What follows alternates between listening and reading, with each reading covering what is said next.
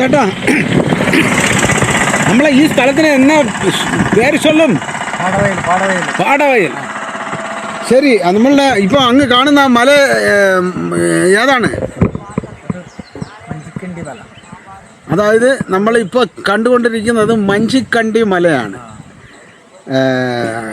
ഇവിടെ ഈ കാണുന്നത് കടുകിൻ്റെ പാടമാണ്. ഇവിടെ എന്താ കടുകാണോ അത്? പിന്നെ ഓ, പക്ഷെ കണ്ടാല് ഈ കടുക് പാടം പോലെ തോന്നും.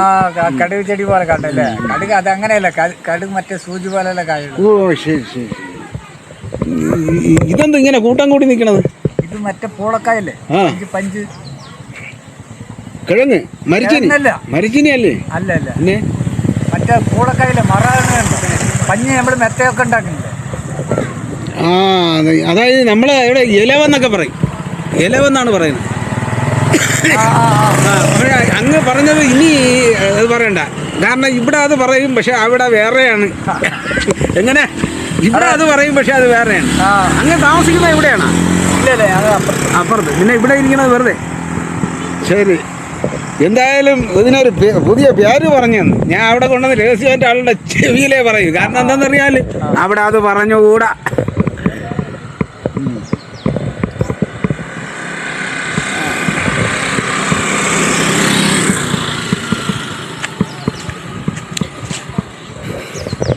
അപ്പോൾ നമ്മൾ ഇപ്പോൾ കാണുന്നത് കടുക് പാടമല്ല.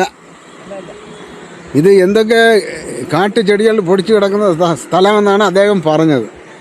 പക്ഷേ കാണാനൊക്കെ ഒത്തിരി മനോഹരത ഉള്ളതുകൊണ്ട് മാത്രം ഞാൻ ഇത് കാണിക്കുന്നതേ ഉള്ളൂ. ഇതിനെ എന്ത് പറയും? ഈ ചെടിയെ ഇവിടെ എന്ത് പറയും? അല്ലെ, ആ പൂത്ത് കിടക്കണതിന് എന്ത് പറയും? പാർത്തീനം. അപ്പോൾ പാർത്തീനം എന്ന് പറയുന്ന ഒരു തരം കാട്ടുചെടിയാണ് നമ്മളിപ്പം കാണുന്നത്. ആ അതെ, കാട് കയറി കിടക്കുകയാണത്. അപ്പം ബ്രോ, നമ്മളിപ്പോൾ എത്തിയിരിക്കുന്നത് എവിടെയാണ്? നമ്മളിപ്പോൾ എത്തിയിരിക്കുന്നത് പാടവയൽ, പുതൂർ പഞ്ചായത്തിലെ പാടവയൽ വില്ലേജിലാണ്. അതായത് നമ്മൾ ഏത് ജംഗ്ഷനും കഴിഞ്ഞിട്ട് വന്നതാണ്?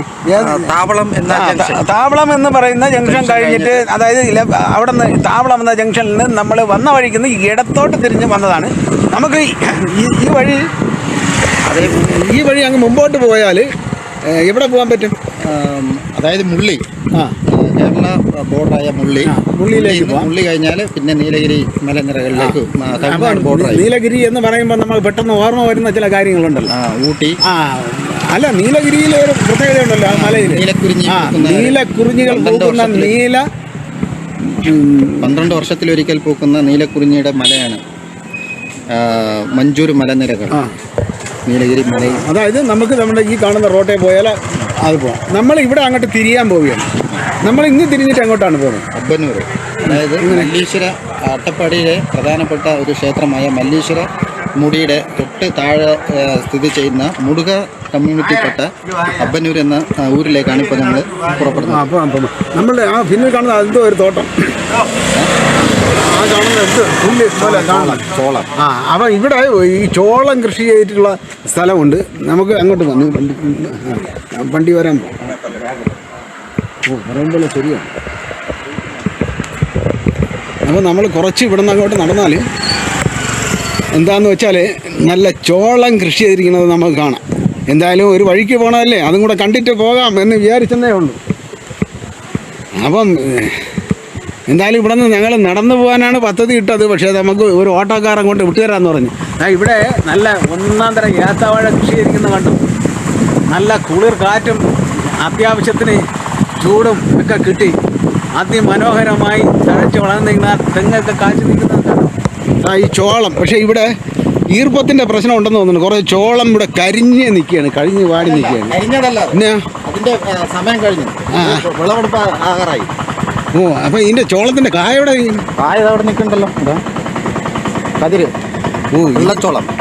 അപ്പം നമ്മളെ ഉത്തരേന്ത്യൻ ചോളം അല്ല ഇത്. അല്ല, അതുകൊണ്ട് അവിടെ നിൽക്കണം ഇതിൻ്റെ കൂമ്പ്. എണ്ണകെട്ടിച്ചോളം. എണ്ണകെട്ടിച്ചോളം. ഓ, പണ്ട് ആദിവാസികളെ സമൃദ്ധമായി കൃഷി ചെയ്തിരുന്ന ഒരു ചോളമാണ്. അതായത് ഇതിനെ വേറെന്തോ ഒരു പേര് പറയല്ലേ? എണ്ണ കെട്ടിച്ചോളം, എണ്ണ കെട്ടിച്ചോളം, വിരുതല ചോളം, അരിച്ചോളം. പക്ഷേ ഒരു കാര്യം, ഇത് പണ്ട് നമ്മളെ വീട്ടിൽ ഏരിയയിലും ഉണ്ടായിരുന്നു. ഇതിന് ഞങ്ങൾ അവിടെ ഇറുങ്ങെന്നാണ് പറയുന്നത്. ഇറുങ്ങ്. കാരണം ഈ കൊല പിടിച്ച് ഇങ്ങനെ കിടക്കണം, ഇറുങ്ങ്. അപ്പം അതിൻ്റെ കൂടുതൽ കാഴ്ച ഒന്ന് കാണിച്ചു തന്ന് നോക്കാം. അപ്പം നമ്മുടെ പണ്ട് കാലത്ത് നമ്മുടെ നാട്ടിലൊക്കെ ഉണ്ടായിരുന്ന ഇറുങ്ങിൻ്റെ പാടമാണ്.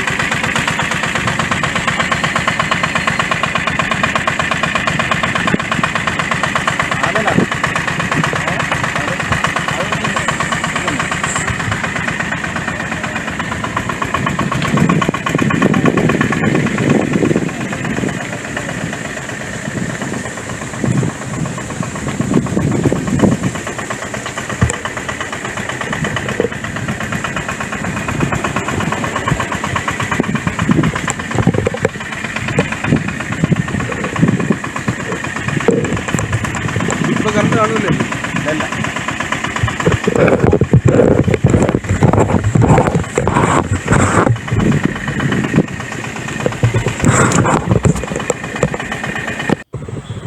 അങ്ങനെ ഞങ്ങൾ മല്ലീശ്വര മലനിരകളുടെ താഴ്വാരത്ത് ഒരു നിരന്ന പ്രദേശത്ത് എത്തി നിൽക്കുകയാണ്. ഇവിടെ ഒരു ഫുട്ബോൾ ഗ്രൗണ്ടിനേക്കാളും വലിപ്പത്തിലുള്ള നിരപ്പായ സ്ഥലമാണ്. അത്യാവശ്യ ഘട്ടത്തിൽ ഒരു ഹെലികോപ്റ്ററൊക്കെ ഇവിടെ ഇറക്കാൻ കഴിയും. അങ്ങകലെ മല്ലീശ്വരമുടിയും അനുബന്ധ മലനിരകളെക്കുറിച്ചും എന്നോടൊപ്പം സഞ്ചരിക്കുന്ന പ്രദേശവാസിയായ വ്യാലിസ്വാമി വൈദ്യർ നമുക്ക് വിവരിച്ചു തരും. നമ്മുടെ അട്ടപ്പാടിത്തെ മല്ലീശ്വരം അമ്പലത്തിൻ്റെ അട്ടപ്പാടി ചെമ്മണ്ണൂർ അമ്പലത്തിൻ്റെ ബേസിക്കായിട്ട് ശിവൻ കുടിയിരിക്കുന്ന സ്ഥലം എന്നാണ് ഈ കാണുന്ന മല്ലീശ്വര അമ്പലം. മല്ലീശ്വര മുടിയാണ് ഇത്.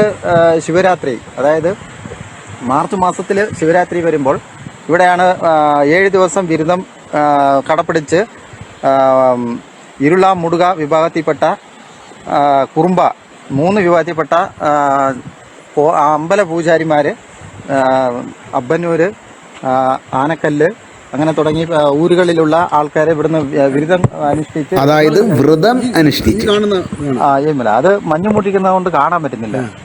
അപ്പോൾ മഞ്ഞ് കഴിഞ്ഞാൽ നിങ്ങൾ ഏത് വഴിയാണ് പോണത്? അത് ചെമ്മണ്ണൂരിന്ന് അത് വേറെ ഒരു വഴിയുണ്ട്, അതിൽ അങ്ങോട്ട് വേറെ വഴിയുണ്ട്. പിന്നെ അതല്ലാതെ കുറുമ്പ ഭാഗം താമസിക്കുന്നത്, അതായത് ഈ മലനിര, ആ മലനിരക്കപ്പുറം കൊട്ടിയാർ കണ്ടി. ആ കൊട്ടിയാർ കണ്ടിയിൽ ഏത് വിഭാഗമാണ് ഏറ്റവും കൂടുതലുള്ളത്? അവിടെ മുടുകരാണ്. മുടുകരും അപ്പുറത്ത് കുറുക്കത്തിക്കല്ല്, അത് കുറുമ്പരാണ്. അപ്പോൾ കുറുക്കത്തിക്കല്ലും കൊട്ടിയാർ കണ്ടിയുടെ ഇടയിലാണ് വഴി, കാട് വഴി, മലവഴി കൂടി ഇങ്ങനെ മേലെ ഉള്ളിൽ കയറി അങ്ങോട്ട് ഇറങ്ങിക്കഴിഞ്ഞാൽ കടുകുമണ്ണ എന്ന് പറഞ്ഞ കുറുമ്പ ഊരുണ്ട്. കടുകുമണ്ണ, പിന്നെ തൊടുക്കി, മേലെ തൊടുക്കി, പിന്നെ ഗലിസി, അങ്ങനെ തുടങ്ങി ആനവായി, അങ്ങനെ തുടങ്ങിയ ഒരുപാട് സ്ഥലം അപ്പുറത്തുണ്ട്. അതിനപ്പുറം വറകാർ എന്ന് പറയുന്ന ഒരു പുഴയുണ്ട്. മലയിൽ നിന്നും നീരുറവയിൽ ഉണ്ടായി വരുന്ന ഒരു പുഴയാണ് വരകാർ. അട്ടപ്പാടിയിൽ പൊതുവെ 3 പുഴയാണുള്ളത്. അതിൽ ഏറ്റവും പ്രധാനപ്പെട്ടത് ഭവാനി, സിരുവാണി, വരകാർ എന്നാണ്. പിന്നെ കിഴക്കൻ അട്ടപ്പാടിയിലാണെങ്കിൽ കൊടുങ്ങരപ്പള്ളം, അത് തമിഴ്നാട് ബോർഡറാണ്. കൊടുങ്ങരപ്പള്ളത്തിനപ്പുറം തമിഴ്നാടും കൊടുങ്ങരപ്പള്ളയ്ക്ക് ഇപ്പുറം കേരളമാണ്. അപ്പോൾ ഇതിൽ കൂടി അപ്പുറത്ത് പോയി കഴിഞ്ഞാൽ നീലഗിരി മലനിരകളോട് ചേർന്ന് കിടക്കുന്ന കോറക്കുണ്ട, ഗദ്ദ, മഞ്ചൂര്, നീലക്കുറിഞ്ഞി പൂക്കുന്ന മല, അങ്ങനെ ആ ഭാഗത്ത് കൂടിയാണ്. അതിനപ്പുറം പോയി കഴിഞ്ഞാൽ ഊട്ടി ഡിസ്ട്രിക്റ്റായിട്ട് വരും. ശരി, അത് തമിഴ്നാട്. അപ്പോൾ ഇവിടെ നമ്മളെ ഈ കാണുന്ന മലനിരകളിൽ നമ്മളെ എത്ര വിഭാഗം താമസിക്കുന്നത്? ഈ മലനിരകളിൽ ഇപ്പോൾ പൊതുവെ ഉള്ളത് മുടുക, കുറുമ്പ. അതിനോട് താഴോട്ട് വരികയാണെങ്കിൽ ഇരുള, അത് പാലൂര്, ഇരുള സമുദായക്കാരാണ്. പുതൂർ പഞ്ചായത്തിലെ ഇരുള സമുദായക്കാർ. പാലൂര്, കുളപ്പടി, ദൊഡ്ഡുകെട്ടി, തേക്കുവട്ട, പിന്നെ മേലോട്ടേക്ക് വരുമ്പോഴാണ് ഞാൻ പറഞ്ഞത് കൊട്ടിയാർ കണ്ടി, കുറുക്കത്തിക്കല്ല്, മല ഇടുക്കിൽ കൂടി അങ്ങോട്ട് മേലേക്ക് പോവുകയാണെങ്കിൽ എന്താ പറയുക, നേരെ അപ്പുറത്ത് പോയി ഇറങ്ങുമ്പോൾ ആദ്യം കടുകുമണ്ണ, കടുക് മണ്ണായിക്ക് വീണ്ടും കിഴക്കോട്ട് നടക്കുകയാണെങ്കിൽ താഴെ തൊടുക്കി മേലെ തൊടുക്കി. പിന്നെ അവിടുന്ന് വീണ്ടും മേലേക്ക് മലമുകളിലേക്ക് വരുമ്പോൾ ഗലസി. ആ കോറക്കുന്ത മലയ്ക്ക് അപ്പുറത്ത് പോവുകയാണെങ്കിൽ എടവാണി, ഭൂതയാർ, താഴെ ഭൂതയാർ, മേലെ ഭൂതയാർ, അർലിക്കോണം. പിന്നെ അങ്ങനെ താഴേക്ക് ഇറങ്ങിയ ഉമ്മത്തമ്പാടി പുതൂർ ഗ്രാമപഞ്ചായത്തിലേക്ക് വന്നു. പിന്നെ ആ പുതൂരിൽ നിന്ന് നേരെ പോവുകയാണെങ്കിൽ മുള്ളി വഴിക്ക് ഊട്ടി പോകാൻ പറ്റും. അപ്പോൾ ഇവരൊക്കെ ഈ അന്നത്തെ അന്നത്തിനുള്ള വക എങ്ങനെയാണ് ഇവർ കണ്ടെത്തുന്നത്? പണ്ട് റോഡുകളൊന്നും ഇല്ലാത്ത കാലത്ത് ഇപ്പോൾ റോഡുണ്ടോ അവിടെ? ഇപ്പോൾ റോഡുണ്ട്. എടവാണിക്ക് പോകാനും റോഡുണ്ട്. പക്ഷേ തൊടുക്കിയും ഗലീസിക്ക് പോകാനുള്ള റോഡില്ല. കടുകുമണ്ണിലേക്കും റോഡില്ല. പകുതി വരെ എത്തിയിട്ടുള്ളൂ. ആനവായിൽ നിന്ന് കടുകുമണ്ണിലേക്ക് എത്താറായിട്ടില്ല. ഈ ആനവാലി എന്നൊക്കെ പറഞ്ഞാൽ ഏത് ഭാഗം വരും മലയുടെ? നമ്മളിവിടെ നിന്ന് നോക്കുമ്പോൾ ഉദ്ദേശം ഈ മല്ലീശ്വരം മുടിക്ക് നേരെ അപ്പുറത്താണ്. അപ്പോൾ നമ്മളിപ്പോൾ മേഘം മൂടി കിടക്കുന്നതിന് അപ്പുറത്താണ് ഈ ആനവാലി. അത് നമ്മുടെ മുക്കാലിൽ നിന്ന് സൈലന്റ് വാലി റൂട്ടിൽ കൂടി അങ്ങനെ പോകണം. ഉള്ളിൽ അതാണ് എളുപ്പവഴി. അതാണ് അതിലേക്ക് പോകുന്ന എളുപ്പവഴി. 15 കിലോമീറ്റർ ഉണ്ടായിരുന്നു. മുക്കാലിൽ നിന്ന് സൈലന്റ് വാലിക്ക് 24 കിലോമീറ്റർ ഉണ്ട്. അതിനേക്കാളും അടുത്താണ് ഈ 15 കിലോമീറ്റർ. കാട്ടിനുള്ളിൽ തന്നെ അത് ഇന്റർലോക്ക് പതിച്ച് നല്ല റോഡ്. ഇപ്പോൾ ഒരു 7-8 കൊല്ലത്തിന് മുന്നേ നമ്മൾ കേന്ദ്ര സർക്കാരിന്റെ പദ്ധതിയിൽപ്പെടുത്തി അവിടെ നല്ല റോഡൊക്കെ ആയിട്ടുണ്ട്. അപ്പൊ ഓക്കെ.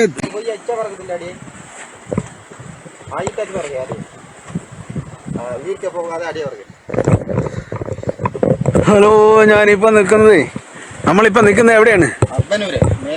മേലെ അമ്പന്നൂർ എന്ന് പറഞ്ഞ സ്ഥലത്താണ്. ഇവിടെ എന്താന്ന് വെച്ചാൽ ഞങ്ങൾ ഇങ്ങനെ ഒരു സ്നേഹിതന്റെ വീട്ടിലേക്ക് പോകുന്ന വഴിയാണ്. പക്ഷെ ഇവിടെ ഇങ്ങനെ നല്ല മനോഹരമായിട്ട് നല്ല തഴച്ചു നിൽക്കുന്ന വാഴ കണ്ടപ്പോഴത്തേക്ക് ഒന്ന് അത് പറയാതെ ഇരിക്കാൻ എനിക്ക് മാർഗമില്ല. അതുകൊണ്ട് ഞാൻ പറയുകയാണ്, ഇതാ കണ്ടല്ലോ, ഇവിടെ അത്രയും വാഴത്തോട്ടമാണ്. ഈ വാഴത്തോട്ടം നമ്മൾ കാണുന്നത് എവിടെയാണെന്ന് വെച്ചാല് ഈ വാഴത്തോട്ടം ഒരു കുന്നിന്റെ മണ്ടയാണെന്നുള്ളത് ആദ്യം നമ്മൾ മനസ്സിലാക്കാം. അപ്പൊ ഇവർ എന്തുമാത്രം കഷ്ടപ്പെട്ടിട്ടാണ് ഈ വാഴത്തോട്ടം ഇങ്ങനെ സംരക്ഷിച്ച് നിർത്തിയിരിക്കുന്നതെന്ന് മനസ്സിലാവും. ഇത് വെള്ളമല്ല, എന്താ നമ്മളെ പ്രകൃതിയിൽ നിന്ന് അങ്ങ് അതായത് ഈ മലയുടെ മണ്ടയിൽ നിന്ന് വരുന്ന ആ വെള്ളം, ആ വെള്ളം തന്നെ ഒരു കീടനാശിനിയും പറ്റാത്ത വെള്ളമാണ്. ആ വെള്ളത്തിൽ നിന്നാണ് അതുകൊണ്ട് മാത്രമായിരിക്കും ഈ വാഴയ്ക്ക് യാതൊരു പ്രശ്നവുമില്ലാതെ ഇങ്ങനെ ഇത്രയും വളരെ തഴച്ച് നല്ല ഭംഗിയായിട്ട് ഇത് നിൽക്കുന്നത്. പിന്നെ ഇതിന്റെ തൊട്ടടുത്ത് ഈ കാണുന്നതെല്ലാം മക്കളെ നമ്മൾ പണ്ട് കണ്ട മരപ്പയറാണ്. നമ്മളെ നാട്ടിൽ പണ്ട് ഉണ്ടായിരുന്നു. കണ്ടോ മരപ്പയർ നിൽക്കുന്നത്? ഇതിന്റെ പയർ കണ്ടോ, പയർമണിയാണ്. ഒരു വളവും ഇടണ്ട. ഈ മണ്ണിൽ സർവത്ര വളവും എല്ലാം അതിനാവശ്യമായ ഭക്ഷ്യ സാധനങ്ങളെല്ലാം ഉണ്ട്. അത് തഴച്ച് വളരുന്നത് അതുകൊണ്ടാണ്.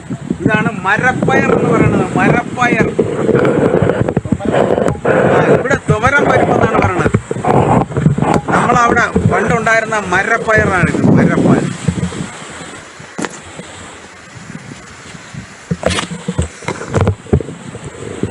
ഞങ്ങള് ഈ ഒറ്റയടി പാതയിലൂടെ വീണ്ടും എൻ്റെ ചങ്ക് ബ്രോ വേലിച്ചാമി അതാ കാട്ടിൻ്റെ കൂടെ എന്നെ വിളിച്ചോണ്ട് പോകണോ എന്തോ, എവിടെ പോകണോ എന്തോ.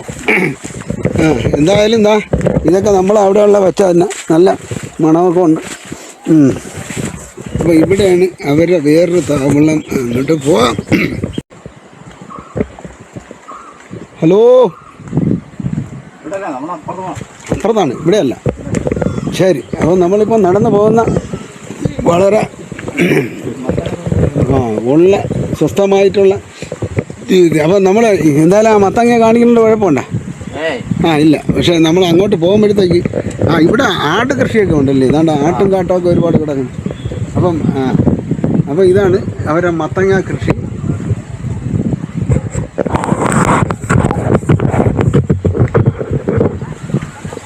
ഇത് അവരെ കാലുപോലിച്ച് വളർത്തുന്ന ഒരു മൂട് മത്തനാണ്.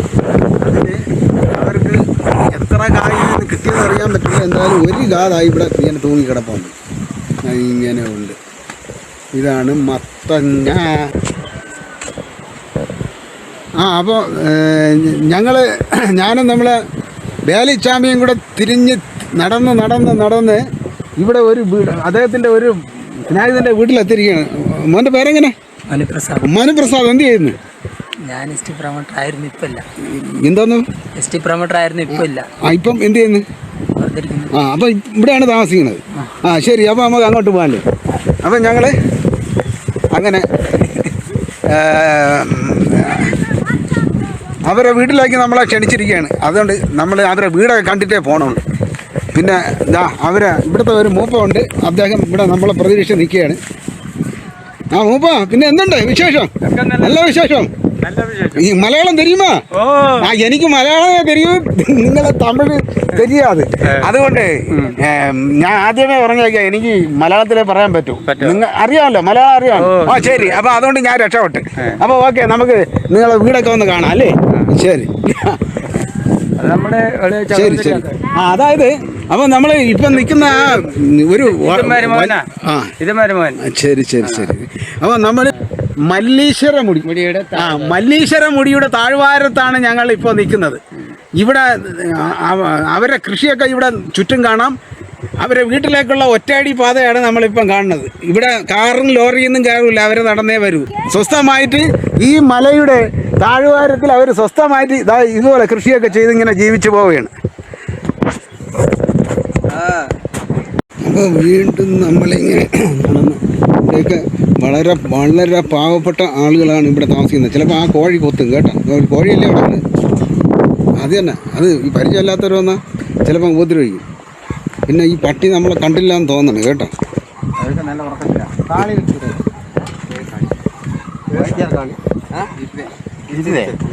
ആളുണ്ടാ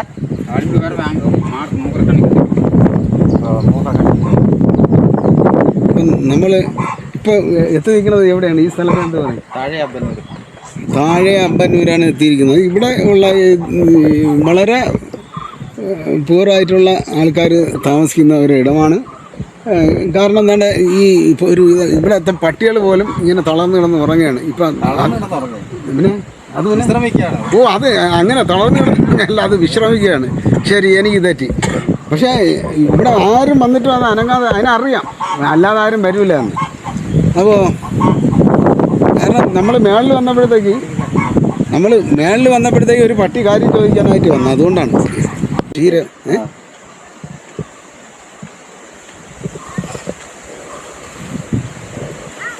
ഫോണ് ഷോയ്ക്ക് നട്ട് വളർത്തുന്ന ചെടികളല്ല, അല്ലാതെ ഇത് ഭക്ഷ്യയോഗ്യമല്ല.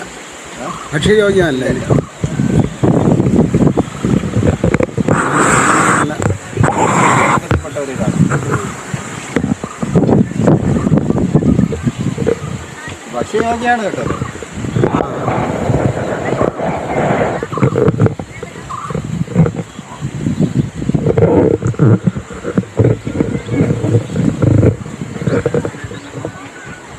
ഇവിടേക്ക് ആരാ സംസാരിക്കുന്നത്?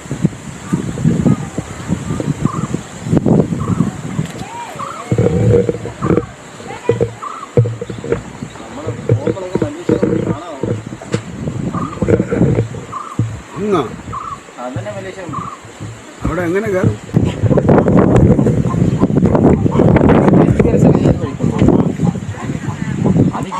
അപ്പോൾ നമ്മൾ എൻ്റെ പിന്നിൽ കാണുന്ന ഈ വീടുകളൊക്കെ നമ്മളെ സർക്കാർ ഒരു തരം ഒപ്പിച്ചു കൊടുത്തതാണ്. ഞാൻ അങ്ങനെ പറയാൻ കാര്യം, അതിൻ്റെ നില അറിയാമല്ലോ.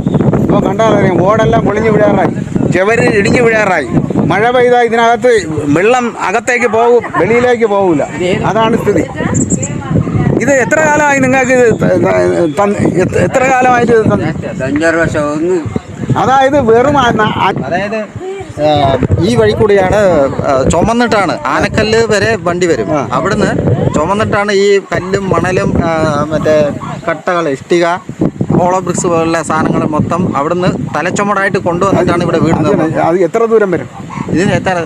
3 കിലോമീറ്റർ. ഈ 3 കിലോമീറ്ററിന് താഴെ അവർക്ക് സ്ഥലം കൊടുക്കാൻ നിവർത്തിയില്ലാത്തതുകൊണ്ട്, അതായത് ഈ എത്രയും പാവപ്പെട്ടവനെ വീണ്ടും പാവപ്പെട്ടവനാക്കാൻ വേണ്ടി അവനെ ഏതെങ്കിലും കാട്ടിൽ ഒന്ന് ആനയും അതുപോലെ ഏതെങ്കിലും മൃഗങ്ങളൊക്കെ വരുന്ന സ്ഥലത്ത് അവരെ കൊണ്ട് താമസിക്കും. റോഡെന്ന് പറഞ്ഞാൽ അവർക്ക് ശരിക്കും നടന്നു വരാൻ തന്നെ ചിലപ്പം കഴിയില്ല. കാരണം എന്താണെന്ന് വെച്ചാൽ ചിലപ്പോൾ ഒരു ചാലി കൂടെ ആയിരിക്കും നടന്നു വരുന്നത്. റോഡാണെന്ന് പറയാൻ കാണില്ല. അതായത് ഈ നിരന്തരം വെള്ളം ഒലിക്കുന്ന ചാല് വഴിയായിരിക്കും അവർ കയറി വരുന്നത് അതുവഴിയൊക്കെ ചുമന്നിട്ട് മണലും ഇത്രയും ദൂരം അതായത് എല്ലാം അപ്പോൾ ഇത് അതോടെ ചുമന്നിട്ടാണ് ഈ വീട് വെച്ചിട്ടുള്ളത്. 3 കിലോമീറ്റർ ചുവന്നുകൊണ്ട് വരിക എന്ന് പറഞ്ഞാൽ അത് നിങ്ങൾ സ്വന്തമായിട്ട് ചെയ്താൽ നിങ്ങൾ സ്വന്തമായിട്ട് ചുവന്ന് കൊണ്ടുവന്നു. എന്നിട്ട് അപ്പോൾ നിങ്ങൾ സ്വന്തമായിട്ട് ചെയ്തിട്ട് അതിന് ഈ വെള്ളമൊന്നും ഈ ചവരി പിടിക്കാത്ത വിധത്തിലൊന്നും ചെയ്തു കൂടായിരുന്നു. ഞാൻ ചോദിച്ചോട്ടെ, കാരണം എന്താണെന്ന് വെച്ചാൽ കാരണം എന്താണെന്ന് വെച്ചാൽ ആ ചുവരിലേക്ക് വെള്ളം താഴും, ചുവരിലേക്ക് വെള്ളം താഴാൽ ചുവര് ഇടിഞ്ഞ് മഴയത്ത് ഇവിടെ നല്ല മഴ പെയ്യുന്ന സ്ഥലമല്ലേ ചെയ്തിട്ടുണ്ടായിരുന്നു. ഇത് റിപ്പയർ ചെയ്യുമ്പോൾ പിന്നെ പൊളിച്ചു. ഞങ്ങൾ സ്വന്തമായിട്ട് റിപ്പയറൊക്കെ ചെയ്യണം. ഇപ്പം ഈ അതിൻ്റെ മേളിൽ ഈ വടിയും തടിയും കല്ലും ഒക്കെ കയറ്റി വെച്ചിരിക്കുന്നത് എന്തോന്നിനാണ്? കാറ്റ് പൊക്കണ്ടിരിക്കാൻ വേണ്ടി. ഇത് കാറ്റ് അടിച്ചിട്ട് ഈ ഷീറ്റിനെ ഇളക്കിക്കൊണ്ട് പോയിരിക്കാൻ വേണ്ടിയാണ് ഈ കട്ടയൊക്കെ കയറ്റി വെച്ചിരിക്കുന്നത് അല്ലേ? അപ്പോൾ അത്ര ബുദ്ധിമുട്ടിയാണ് ഇവർ ഇവിടെ ജീവിക്കുന്നത് ഉള്ള സൗകര്യത്തിൽ. ശരി, എന്തായാലും അവിടെ ഒരു കൊടി കാണുന്നുണ്ടല്ലോ. ഇത്രയും കഷ്ടപ്പാടിനിടയ്ക്ക് നിങ്ങൾ ആരാണ് അവിടെ ഒരു കൊടി കൊണ്ട് കെട്ടിയത്? ഏത് രാഷ്ട്രീയ പാർട്ടിയാണ്? അത് പാർട്ടിയിട്ടല്ല, പിന്നെ അത് കളിയുടെയാണ്. കളിയിൽ ശരി. ഞാൻ വിചാരിച്ചത് ഏതെങ്കിലും ഒരു നിറം ഏതെങ്കിലും ഒരു പാർട്ടിക്ക് ഉണ്ടാവുമല്ലോ, അല്ലെങ്കിൽ ഏതെങ്കിലും ഒരു പാർട്ടിക്ക് ഏതെങ്കിലും ഒരു നിറമായിരിക്കുമല്ലോ. അപ്പോൾ അത് ഞാൻ വിചാരിച്ചിട്ടാണ് ഏത് രാഷ്ട്രീയ പാർട്ടിയാണ് ഈ ശരി അത് അവരെ പിള്ളേരുടെയൊക്കെ ഒരു ക്ലബിൻ്റെ കൊടിയാണ്, അത് രാഷ്ട്രീയമല്ല. ശരി, അപ്പോൾ നമ്മൾ അടുത്ത പിന്നെ ഇത് കാണുന്ന ചെടി എന്തോന്നാണ്?